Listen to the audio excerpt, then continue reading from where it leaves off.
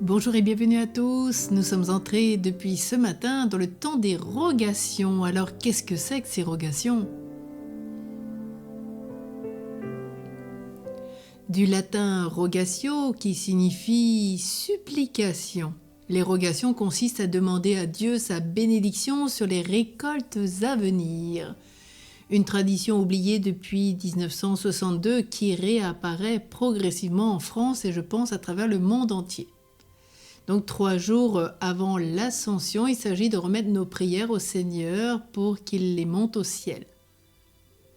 Et on voit tant de prêtres aujourd'hui se remettre à cette forme de piété populaire, on dit un sacramental. Et ça vient rejoindre toutes les personnes, particulièrement dans leur quotidien.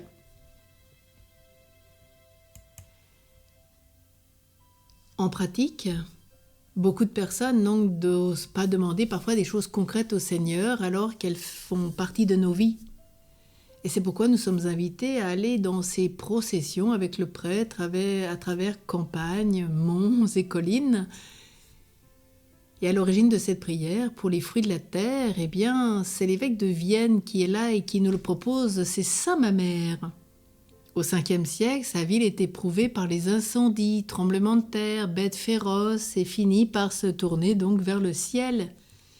Il est le premier à proposer ces 3 jours de pénitence, prière et procession publique pour invoquer la miséricorde de Dieu et être préservé donc de tous les fléaux climatiques. Ce réflexe de confiance et d'espérance s'étend progressivement dans toute la France et en 1816, le pape Léon III instaure cette tradition à toute l'Église. C'est vraiment pour chacun et chacune d'entre nous la grâce d'un projet qui est missionnaire, puisqu'il rejoint l'homme là où il vit, dans ce qu'il partage au quotidien.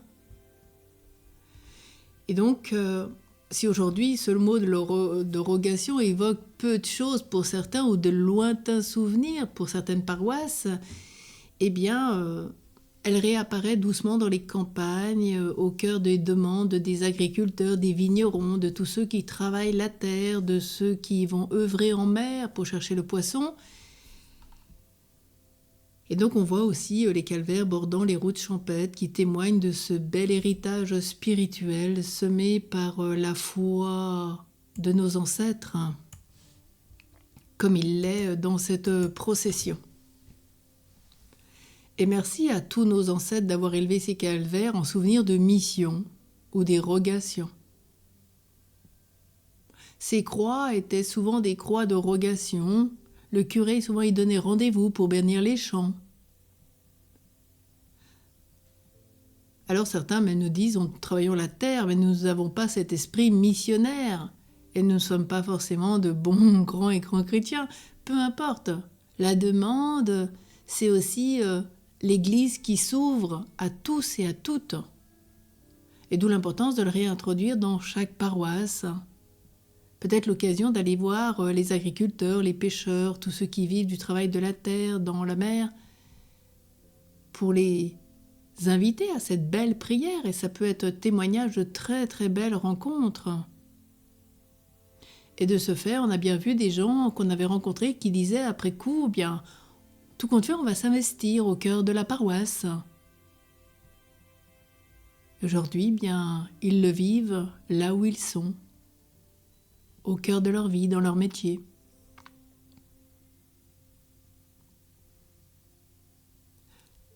Alors nous sommes invités à processionner, et puis donc le prêtre se positionne soit dans un chant, dans différentes cultures, nous louons le Seigneur, des chants qui s'élèvent pour glorifier Dieu dans son ascension. Il y a tout un rituel qui est prévu, et pour demander qu'il n'y ait pas trop de sécheresse, pas trop de pluie. En fait, demander pour qu'il y ait un équilibre de la création. Et c'est une importance pour créer des liens et montrer une forme d'évangélisation, de montrer aussi que l'Église est en sortie, de montrer qu'elle peut venir au cœur du métier de chacun, et pour nous rappeler particulièrement que le Seigneur, il est maître de toutes choses. C'est bien lui qui est à l'origine de la création et tout ce qu'il a fait était bon. Et quand il créa l'homme, il le créa très bon. Oui, c'est lui le maître de tout et c'est l'occasion de lui rendre gloire et grâce. Et aujourd'hui, combien de métiers donc c'est impressionnant le nombre de métiers qui touchent la terre et qui disent qu'ils ont besoin de la prière de Dieu, de leurs frères et sœurs. Alors puissions-nous, au cœur de l'Église, avoir cette préoccupation spirituelle toujours de façon plus incarnée. Et nous rappelons que dans toutes ces processions aussi, nous sommes invités à cheminer avec une véritable procession, si possible, voilà, avec les servants d'autel, avec leur aube. L'importance aussi de présenter la croix. Donc la première personne qui commence la procession porte la croix. La croix, c'est l'étendard du Christ, l'étendard du roi qui apparaît à tout le monde quand on visite une ville ou un village. Ça fait réfléchir certains. Ce mystère de la croix, il éclate totalement et il montre le rôle créateur de l'homme. Et de l'homme aussi suspendu au gibet par amour pour nous, pour nos péchés. Et puis, suivent les cierges. Normalement, on promène aussi avec une cloche. Donc, il y a un servant d'autel qui a le bénitier et puis l'autre qui a la cloche. Et pourquoi on fait sonner les cloches? Non seulement c'est l'appel de Dieu à se réunir pour prier ensemble, mais aussi parce que les démons ont une horrible peur des cloches. Ils ne supportent pas le son. Et ils ne supportent pas non plus la croix. Ils ont peur de l'étendard de la croix du Christ, salut de l'humanité. Et c'est bien ce que disait saint Jean Chrysostome. Partout où les démons aperçoivent le signe du Seigneur, ils fuient effrayés le bâton qui leur a fait leur blessure.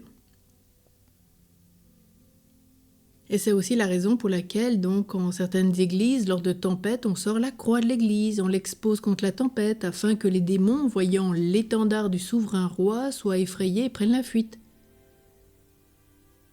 Et c'est donc pour cela que la croix est portée en procession, la toute première qui ouvre, c'est le Christ qui ouvre cette marche, et que l'on suit aussi, appelé à être ses disciples. Et puis on sonne les cloches aussi parce que les démons qui habitent l'air, prennent l'épouvante et la fuite et quittent les lieux où nous vivons pour retourner au lieu qu'il aurait indiqué. Et on porte cet étendard donc de croix aussi pour représenter la victoire de la résurrection, celle de l'ascension de notre Seigneur Jésus-Christ qui est monté aux cieux. Et cet étendard s'avance dans les airs, c'est Jésus-Christ montant au ciel. Et c'est pourquoi nous vivons ces 3 jours de rogation juste avant l'ascension. Alors aujourd'hui, Jésus monte au ciel dans quelques jours. Il est accompagné d'un immense cortège de saints, de tous les saints, immense cortège.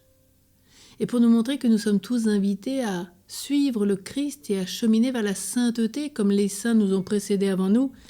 Et c'est pourquoi nous prions pendant 3 jours la litanie des saints. Et dans notre procession, les cantiques, les louanges des anges accourant devant Jésus qui monte au ciel, l'accompagne aussi par des acclamations puissantes, unanimes jusque dans le ciel. Et aussi on peut prier donc le rosaire tout en marchant.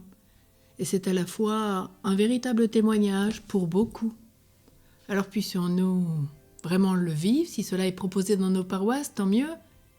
Nous unir à ceux qui le vivent, et puis rendre grâce à Dieu pour toutes les merveilles qui vont être opérées, pour toutes les grâces auprès de tous ceux qui vivent de la terre et qui ont besoin de ces prières, et pour avoir une création renouvelée que nous respectons. Et nous rendons grâce pour tous les fruits de la terre qui nous sont accordés à chaque instant. Amen. Bonne fête des rogations.